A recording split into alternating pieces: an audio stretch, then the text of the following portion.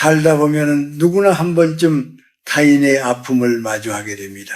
누군가의 병실문을 두드리는 일, 그것은 단순히 예의를 갖추는 행위가 아니라 한 사람의 가장 약해진 영혼과 나의 영혼이 마주하는 아주 엄중한 순간입니다.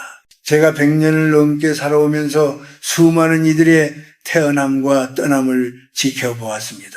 그런데 참으로 안타까운 것은 선한 의도로 시작한 병문안이 오히려 상대에게 독이 되고 나 자신에게는 나쁜 업의 씨앗이 되어 돌아오는 경우를 너무나 많이 보았다는 사실입니다. 특히 인생의 무게를 아는 50대에 접어들어서도 이런 이치를 모른 채 무심코 행동한다면 그것은 남은 생의 평온을 갉아먹는 일이 될 것입니다.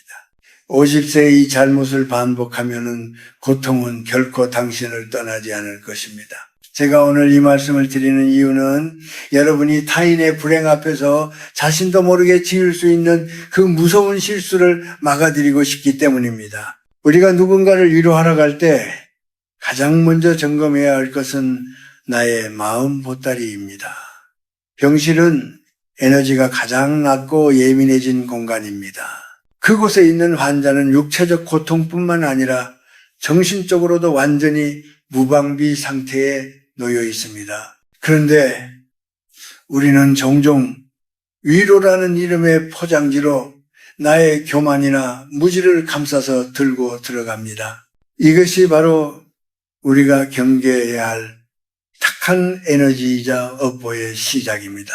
젊었을 때는 그저 가서 얼굴 비추고 좋은 과일 바구니 하나 건네면 다인 줄 알지요. 하지만 나이가 든다는 것은 말 한마디의 무게가 상대의 생명력에 어떤 영향을 주는지 깨닫는 과정이어야 합니다. 제가 오랜 세월 교단에 서고 또 수많은 지인을 떠나보내며 절실히 느낀 점이 하나 있습니다. 그것은 바로 사람은 가장 아플 때 비로소 상대의 진심과 위선을 가장 날카롭게 구별해낸다는 것입니다. 여러분이 병실 문을 열고 들어서는 순간 여러분이 내뱉는 첫마디와 눈빛 하나는 환자의 세포 하나하나에 전달됩니다. 만약 당신의 마음속에 나는 건강해서 다행이다라는 은연중에 풍기는 안도감이나 왜 저렇게 관리를 못했을까 하는 비난의 마음이 1%라도 섞여 있다면 그것은 위로가 아니라 칼날이 되어 환자의 가슴에 꽂힙니다. 그리고 그 차가운 기운은 반드시 부메랑처럼 돌아와 여러분의 노년을 외롭게 만들 것입니다. 이것은 단순히 미신이나 종교적인 이야기가 아닙니다. 우리가 타인의 고통을 대하는 태도가 곧 나의 인격이 되고 그 인격이 나의 운명을 결정짓는 법입니다. 특히 인생의 가을이라 불리는 50대 이후에는 내가 지은 말의 빚을 갚아야 하는 시기가 옵니다. 그래서 병문안은 함부로 가는 것이 아니며 가서도 해서는 안 될 행동들이 엄격히 존재하는 것입니다. 자, 이제 제가 인생 선배로서 먼저 길을 걸어온 사람으로서 여러분께 간곡히 당부하고 싶은 3가지 절대 금기 사항을 하나씩 풀어보려 합니다. 이것은 환자를 위한 배려이기도 하지만 궁극적으로는 여러분의 삶에 나쁜 업이 쌓이지 않게 지키는 영혼의 예방주사와도 같습니다. 지금부터 제가 드리는 말씀을 머리가 아닌 가슴으로 새겨들어 보시기 바랍니다. 우리가 진정으로 누군가를 위로한다는 것은 무엇인지, 그리고 그 과정에서 어떻게 나의 품격을 지킬 수 있는지 함께 고민해 봅시다. 병문안을 갈 때 우리가 가장 먼저 내려놓아야 할 보따리는 바로 건강한 자의 특권 의식입니다. 제가 살아오며 목격한 가장 가슴 아픈 장면 중 하나는 위로하러 온 사람이 오히려 환자의 가슴에 멍을 들게 하는 순간이었습니다. 그들은 대개 이렇게 말하곤 하죠. 나도 예전에 그 병 알아봤는데 정신력으로 버티니까 금방 낫더라고요. 혹은 나는 매일 등산을 해서 그런지 감기 한 번 안 걸리는데 자네도 평소에 운동 좀 하지 그랬나? 여러분, 이것이 바로 제가 경계하라고 말씀드리는 건강의 오만입니다. 이것은 위로가 아니라 상대의 고통을 폄하하는 행위이며 나아가 자신의 강함을 과시하는 폭력과 같습니다. 환자가 침대에 누워 힘겹게 숨을 내쉴 때 그 앞에서 자신의 체력을 자랑하거나 과거의 극복 사례를 들이대는 것은 상대의 투병 의지를 꺾는 일입니다. 나는 할 수 있었는데 당신은 왜 못하느냐는 무언의 압박은 환자를 무능력하고 나약한 존재로 낙인 찍어버립니다. 우리가 꼭 기억해야 할 업의 이치가 있습니다. 지금 내가 건강한 것은 나의 잘남 때문만이 아니라 잠시 우주의 기운이 나를 돕고 있기 때문입니다. 건강은 영원한 소유물이 아니라 잠시 빌려 쓰는 것일 뿐이지요. 그런데 그 빌려온 힘을 가지고 고통받는 이 앞에서 으스댄다면 그것은 하늘의 노여움을 사는 일입니다. 건강할 때 자만하는 자는 반드시 병들었을 때 외로워진다는 옛말은 결코 틀린 법이 없습니다. 타인의 아픔을 나의 건강을 돋보이게 하는 배경으로 삼는 순간 당신의 영혼은 급격히 탁해지기 시작합니다. 또한 함부로 치료법을 강요하는 것도 경계해야 합니다. 어제 가보니 뭐가 좋다더라, 누구는 그거 먹고 나았다더라는 식의 무책임한 조언은 환자와 가족을 혼란에 빠뜨립니다. 환자는 이미 최선을 다해 병마와 싸우고 있습니다. 그들에게 필요한 것은 검증되지 않은 정보가 아니라 지금 그들의 고통을 있는 그대로 인정해주는 따뜻한 침묵입니다. 제가 만난 지혜로운 이들은 병실에서 말을 아꼈습니다.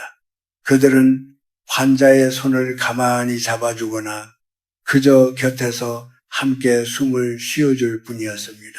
인생 50이 넘으면 우리는 알게 됩니다. 말은 적을수록 깊어지고 마음은 비울수록 넓어진다는 것을요. 환자 앞에서 나는 괜찮아서 다행이다라는 안도감을 내비치는 순간 당신은 그 사람의 고통을 나누는 것이 아니라 그 고통으로부터 도망치는 것입니다. 진정한 병문안은 환자의 눈높이까지 나의 마음을 낮추는 수행의 과정이어야 합니다. 만약 당신이 병실 문을 나서며 나는 건강해서 참 다행이야 라고만 생각했다면 당신은 그날 병문안을 실패한 것입니다. 오히려 내가 저 고통을 대신해 줄 수 없으니 참으로 미안하고 숙연해진다는 겸허한 마음이 들어야 합니다. 그런 마음이라야 환자에게도 치유의 에너지가 전달되고 당신 자신에게도 선한 덕들이 쌓이는 법입니다. 부디 명심하십시오. 당신의 건강한 다리로 환자의 침대 곁을 걸어갈 때 그 발걸음은 그 어느 때보다 조심스럽고 겸손해야 한다는 사실을 말입니다. 인생을 100년 넘게 살아오며 수많은 병실을 지켜본 제가 두 번째로 경계하는 것은 환자 앞에서 탐정이나 재판관이 되려는 태도입니다. 우리는 종종 위로라는 가면을 쓰고 환자에게 묻습니다. 도대체 어쩌다가 병을 이 지경까지 키웠나? 평소에 담배를 못 끊더니 결국 이렇게 된 건가? 집안에 원래 이런 내력이 있었나? 여러분, 이것은 위로가 아니라 확인 사살입니다. 환자는 이미 자신의 몸이 무너져 내릴 때 머릿속으로 수천 번, 수만 번 후회와 자책의 시간을 보낸 사람들입니다. 그때 무리하지 말걸, 그때 검사를 받아볼 걸 하며 스스로를 채찍질하고 있는 이에게 타인이 다시 한번 그 원인을 들춰내는 것은 상처에 소금을 뿌리는 것과 다를 바 없습니다. 한국 사회에는 유독 인과응보를 따지기 좋아하는 습성이 있습니다. 물론 모든 결과에는 원인이 있겠지요. 하지만 병실은 그 원인을 분석하고 잘잘못을 가리는 세미나실이 아닙니다. 환자가 겪고 있는 고통의 이유를 그의 과거 행실이나 습관에서 찾으려 하는 순간 당신은 환자에게 당신은 아플 만한 행동을 했다는 무거운 죄책감을 더 씌우게 됩니다. 이것이 바로 말로 짓는 무서운 업보, 구옥고입니다. 제가 아는 한 지인은 평생을 성실하게 살았음에도 불구하고 갑작스러운 중병을 얻었습니다. 그때 병문안을 온 누군가가 너무 독하게 살아서 몸이 상한 모양이야 라고 무심코 던진 한마디에 그 지인은 남은 투병 기간 내내 자신의 삶 전체를 부정하며 괴로워했습니다. 육체의 병보다 더 무서운 것은 내 삶이 잘못되었다는 마음의 병입니다. 타인의 인생을 함부로 재단하고 원인을 규명하려 드는 오지랖은 결국 나중에 내가 어려움에 처했을 때 똑같은 비난의 화살로 돌아오게 되어 있습니다. 특히 우리 50대들은 자녀나 주변 사람들에게 이런 실수를 자주 범합니다. 걱정하는 마음이 앞서서 그러니까 내가 뭐라 그랬어? 라고 시작하는 말들 말입니다. 하지만 진정한 어른의 지혜는 알면서도 묻지 않는 것에 있습니다. 설령 그 병의 원인이 환자의 부주에 있었다 하더라도 그 순간만큼은 비난이 아닌 수용이 필요합니다. 얼마나 고생이 많았나 그동안 참아내느라 애썼네 이 한마디면 충분합니다. 업계이라는 것은 멀리 있지 않습니다. 상대방이 가장 나약해졌을 때 그의 마음을 편안하게 해주면 그것이 복이 되어 돌아오고 그의 마음을 헤집어 놓으면 그것이 화가 되어 돌아옵니다. 에너지는 흐르는 법입니다. 병실 안에 감도는 무거운 공기를 당신의 따뜻한 배려로 정화할지 아니면 비정한 질문들로 더 탁하게 만들지는 오직 당신의 혀끝에 달려 있습니다. 부디 환자의 과거를 캐묻지 마십시오. 대신 그가 견뎌내고 있는 현재를 존중해 주십시오. 환자가 스스로 자기 마음을 털어놓기 전까지는 그저 그가 짊어진 삶의 무게를 묵묵히 지켜봐 주는 것이 100마디 조언보다 값진 약이 됩니다. 타인의 고통 앞에서 겸허해질 줄 아는 마음. 그것이 바로 100세를 살아가는 제가 배운 가장 큰 인격의 품격입니다. 제가 인생의 긴 여정을 지나오며 느낀 것 중 하나는 병실이라는 공간은 이 세상에서 가장 정결해야 할 생명의 성소라는 사실입니다. 그것은 한 인간이 자신의 생과 사를 걸고 온 힘을 다해 사투를 벌이는 엄숙한 장소입니다. 그런데 참으로 안타깝게도 어떤 이들은 병문안을 와서 자신이 밖에서 겪은 온갖 세속의 소음과 갈등, 즉 마음의 쓰레기를 그곳에 쏟아놓고 가곤 합니다. 이것이 제가 말씀드리는 세 번째 절대 금기입니다. 가장 흔히 저지르는 실수가 무엇인지 아십니까? 환자 앞에서 집안의 재산 다툼 이야기, 직장에서 겪은 스트레스 혹은 공통으로 아는 지인에 대한 험담을 늘어놓는 것입니다. 심지어는 요즘 경기가 너무 안 좋아서 살기가 힘들다며 환자 앞에서 자신의 경제적 어려움을 토소하는 분들도 계십니다. 여러분, 환자는 지금 자신의 몸 하나 근사하기에도 에너지가 턱없이 부족한 상태입니다. 그런 사람에게 타인의 감정 쓰레기까지 짊어지게 하는 것은 너무나 가혹한 처사입니다. 특히 50대 이후의 분들은 주변의 복잡한 인간관계나 자식 걱정을 병실까지 들고 오는 경우가 많습니다. 내 아들이 이번에 사고를 쳐서 머리가 아파 죽겠어라는 식의 하소연은 침대에 누워있는 환자에게 나는 당신을 위로할 여유조차 없는 사람이다 라는 무언의 압박을 줍니다. 환자는 오히려 미안함을 느끼게 되고 자신의 아픔보다 당신의 걱정을 먼저 살피느라 남은 기력을 소진하게 됩니다. 이것은 위로가 아니라 감정적 갈취입니다. 업보의 관점에서 본다면 상대방이 저항할 힘이 없을 때 나의 부정적인 기운을 전이시키는 것은 아주 무거운 빚을 지는 행위입니다. 병실은 에너지가 정체되기 쉬운 곳입니다. 그곳에 당신의 원망, 짜증, 불안의 에너지를 뿌리고 가면 그 독소는 환자의 회복을 방해할 뿐만 아니라 당신 자신의 영혼도 탁하게 만듭니다.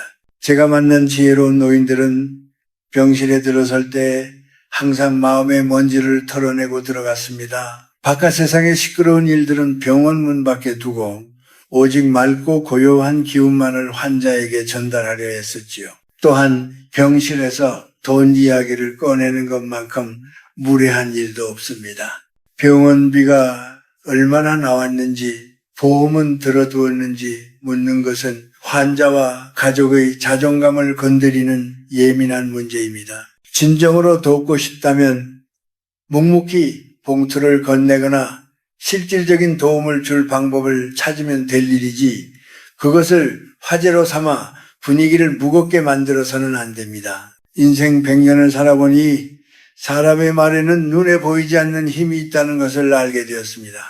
특히 병실에서는 그 힘이 수십 배로 증폭됩니다. 당신이 가져온 세속의 잡다한 이야기가 환자의 귓가에는 천둥소리처럼 들릴 수 있다는 것을 기억하십시오. 병실 안에서는 오직 환자의 평안만을 생각해야 합니다. 만약 할 말이 마땅치 않다면 차라리 아무 말도 하지 마십시오. 그저 환자의 호흡에 맞춰 조용히 앉아있는 것만으로도 충분합니다. 당신의 고요한 존재 자체가 환자에게는 커다란 위안이 될 수 있습니다. 세속의 욕심과 본뇌를 잠시 내려놓고 그 청정한 정적 속에서 환자와 마음으로 대화하십시오. 그것이 바로 상대를 살리고 나를 닦는 진정한 보시부수이자 선업의 길입니다. 이제 이야기를 맺을 시간이 되었습니다. 제가 살아온 100년의 세월을 돌이켜보면 인생이란 결국 타인과 맺은 인연의 매듭을 하나씩 정성스럽게 갈무리하는 과정이더군요. 그 중에서도 병문안은 가장 아픈 매듭을 만지는 일입니다. 앞서 말씀드린 3가지 금기 건강의 오만 비정한 질문, 세속의 소음을 지키는 것은 단순히 예절을 차리는 차원을 넘어 내 영혼의 품격을 지키고 노년의 평안을 예금하는 일과 같습니다. 50대라는 나이는 인생의 정점을 지나 비로소 내면을 응시하기 시작하는 시기입니다. 이 시기에 우리가 배워야 할 가장 소중한 덕목은 자애로운 거리두기입니다. 누군가 아플 때 우리는 흔히 무언가를 해 주어야 한다는 강박에 사로잡힙니다. 하지만 진정한 어른의 위로는 나의 존재감을 드러내는 것이 아니라 환자가 스스로 치유될 수 있도록 그 곁을 고요하고 따뜻한 공기로 채워주는 것입니다. 여러분이 병실문을 나설 때의 뒷모습을 상상해 보십시오. 당신이 머물다간 자리에 환자가 안도의 한숨을 내쉬며 잠들 수 있다면 당신은 세상에서 가장 귀한 약을 선물한 것입니다. 반대로 당신이 떠난 뒤 환자의 가슴에 답답함이나 자책감이 남았다면 그것은 당신이 가져온 나쁜 업의 그림자가 환자를 덮쳤다는 증거입니다. 우리가 버려야 할 것은 또 있습니다. 바로 형식적인 보답에 대한 기대입니다. 내가 이만큼 정성을 들여 방문했으니 상대도 나중에 나에게 이만큼 해줘야 한다는 보상 심리는 위로의 순수함을 훼손합니다. 대가를 바라는 선행은 업을 쌓는 것이 아니라 거래를 하는 것에 불과합니다. 진정으로 평온한 노년을 원하신다면 베풀되 잊어버리십시오. 그 빈자리에 하늘의 복이 채워질 것입니다. 또한 병문안을 다녀온 뒤에는 반드시 자신의 마음을 정화하는 시간을 가지십시오. 환자의 고통에 깊이 공감하되 그 부정적인 기운에 함몰되지 않도록 스스로를 다독여야 합니다. 오늘 나의 방문이 그에게 작은 빛이 되었기를 소망하며 그곳에서 본생의 유한함을 거울 삼아 오늘 나의 하루를 더 소중히 여기는 태도가 필요합니다. 저는 지금도 매일 아침 눈을 뜨면 기도합니다. 내가 만나는 모든 이들에게 해가 되지 않는 존재가 되기를, 특히 아픈 이들의 눈물을 닦아주지는 못할 망정 그 눈물의 무게를 더하는 어리석은 노인이 되지 않기를 말입니다. 50세 이후의 삶은 무엇을 더 채울까가 아니라 어떻게 잘 비울까의 싸움입니다. 타인의 아픔 앞에서 나의 욕심과 말을 비워낼 때 비로소 우리는 진정한 인간의 품위를 갖추게 됩니다. 마지막으로 여러분께 이 말씀을 꼭 드리고 싶습니다. 병실에 누워있는 그 사람은 바로 미래의 우리 자신의 모습입니다. 그를 대하는 당신의 태도는 훗날 당신이 아플 때 세상이 당신을 대할 태도의 밑그림이 됩니다. 부디 따뜻하고 사려 깊은 마음으로 그리고 무엇보다 겸허한 자세로 그 곁을 지켜주십시오. 여러분의 남은 생이 타인의 아픔을 어루만지는 손길처럼 부드럽고 저녁 노을처럼 평온하기를 간절히 소망합니다.